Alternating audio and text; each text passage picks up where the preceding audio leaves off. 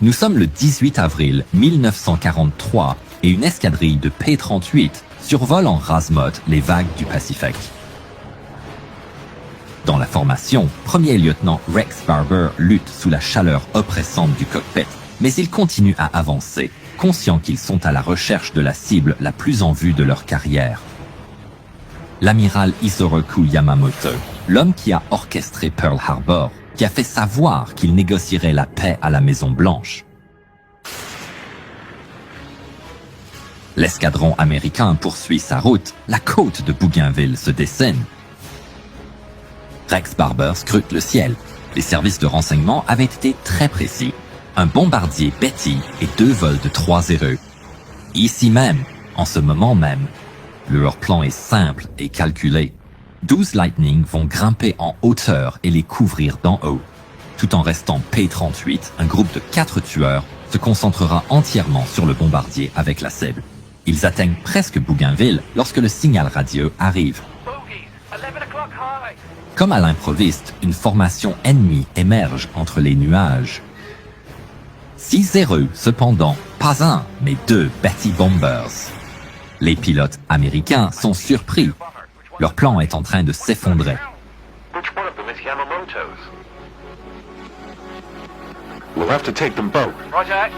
La formation met les gaz pour tomber, chargeant dans la bataille. Tout autour de Barber, 12 de ses compagnons d'escadron montent rapidement dans le ciel en prenant la position de la couverture supérieure et en quittant les 4 choisis pour effectuer la charge audacieuse.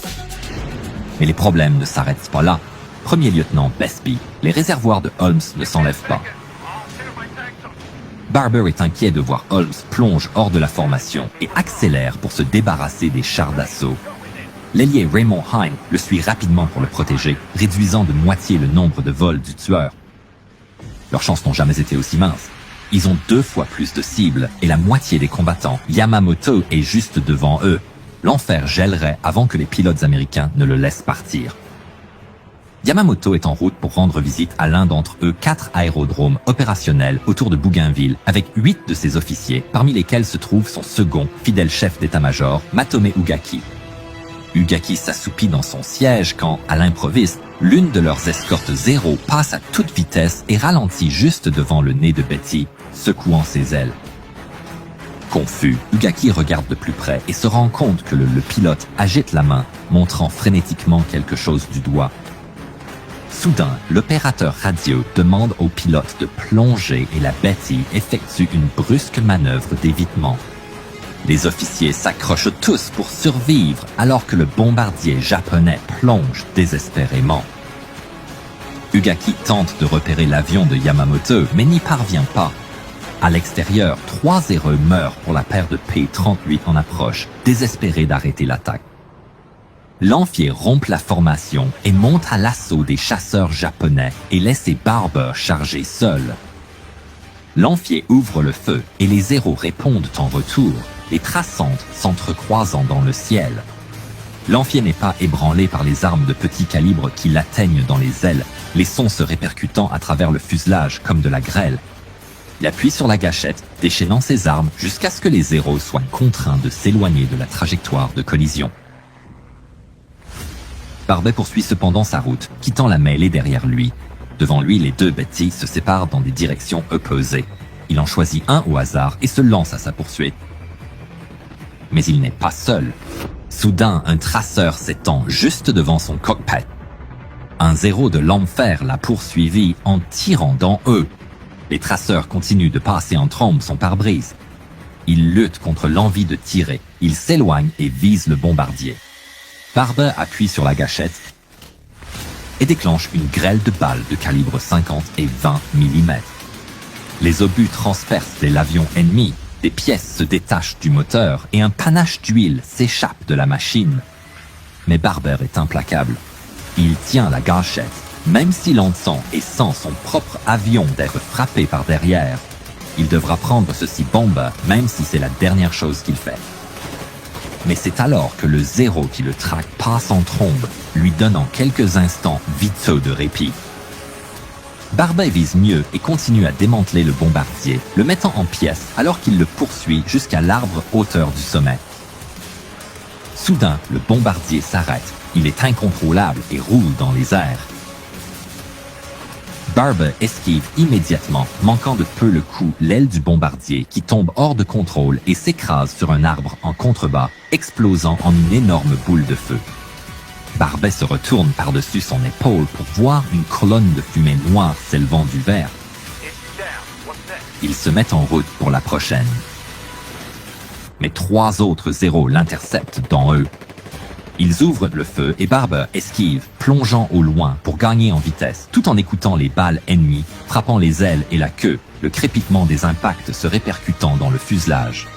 Barber frôle la cime des arbres, esquivant à gauche et à droite dans une lutte désespérée pour la survie. Les 3 ennemis refusent de se calmer. Mais juste au moment où les choses se gâtent, il aperçoit les 2 P-38 de Holmes et Hine devant lui. Il y a de l'espoir. Il vole vers eux, priant pour qu'ils le voient là. Par chance, ses prières sont exaucées. La paire d'éclairs se tourne directement vers lui, fonçant à la rescousse. Mais les flashs des muselières brillent sur leur nez. Son cœur s'affaisse. Le temps passe au ralenti, tandis que les balles traçantes amicales foncent droit sur lui. Il maintient son avion stable et les obus de tout ce qui l'entoure. Il est entouré de plomb. Des tirs alliés à un ennemi enveloppent sa machine.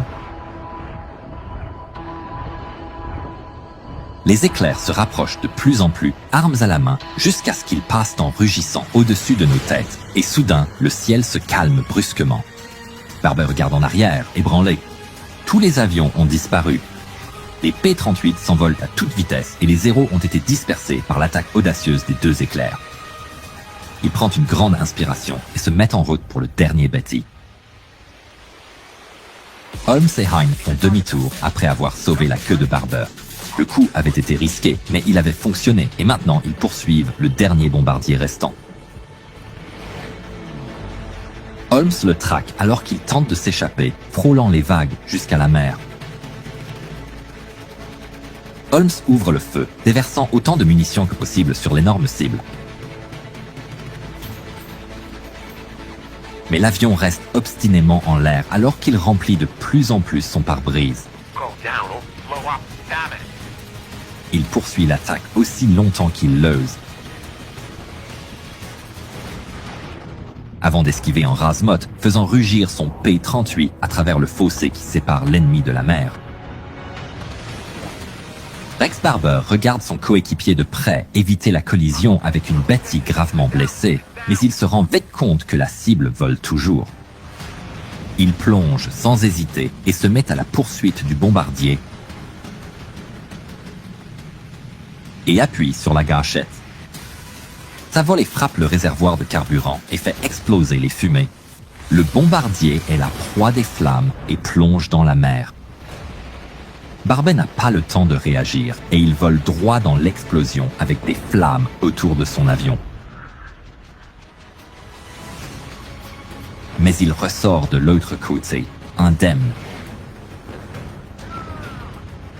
Il ne peut pas encore faire la fête. Juste devant lui, Holmes et Hine se disputent avec une paire de zéros.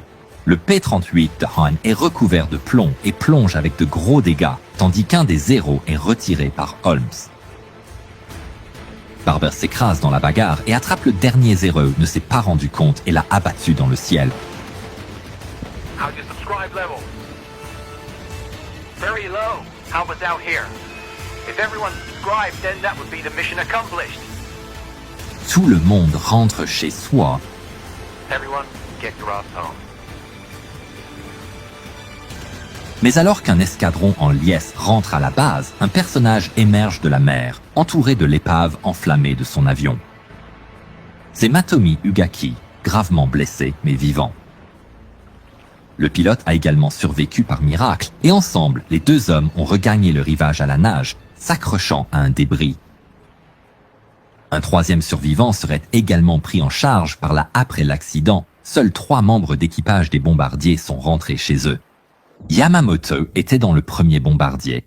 Il a été tué par les tirs de Barber avant même que l'avion ne s'écrase. Son corps a été retrouvé et il a été enterré. Sa perte a infligé une lourde blessure émotionnelle aux Japonais. Cet amiral très respecté a été pleuré dans tout le pays. Il a eu droit à des funérailles nationales avec les plus grands honneurs auxquels des foules se sont rassemblées pour assister.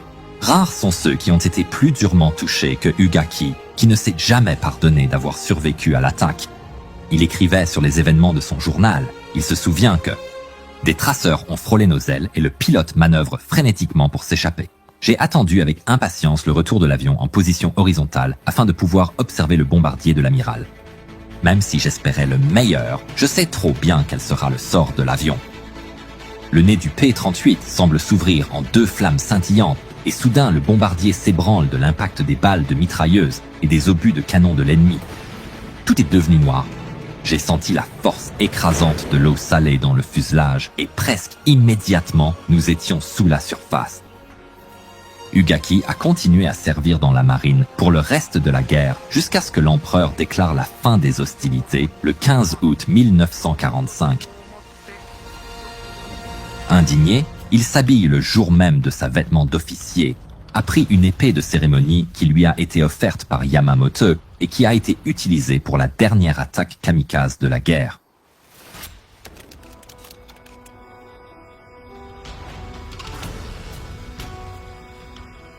Du côté américain, la mort de Yamamoto a été accueillie en fanfare, mais tout n'a pas été célébré. Tragiquement, le premier lieutenant Raymond Hine ne rentrera jamais chez lui. Son P-38 endommagé a cédé sous lui quelque part au cours du vol de retour. Chaque membre de l'escadrille se verrait attribuer le Navy Cross pour leur implication dans l'attentat. Rex Barber survivra à la guerre et rentrera chez lui, décédé le 26 juillet 2001.